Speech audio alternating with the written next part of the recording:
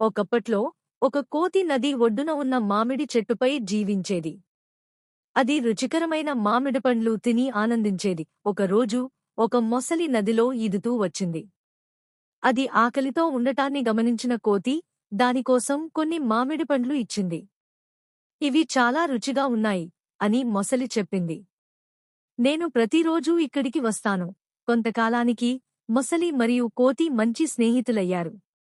ఒకరోజు మొసలి అంది, నా భార్య నీతో కలవాలని ఉంది. నీకు మా ఇంటి వద్ద విందు ఇస్తాను. కోతి అంగీకరించింది.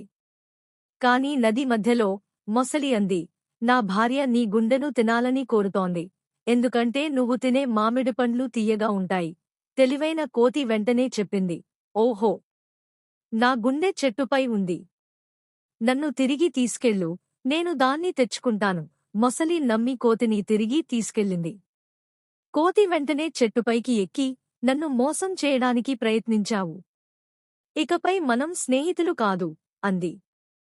నీతి: ఎవరిని విశ్వసించాలో జాగ్రత్తగా తెలుసుకో.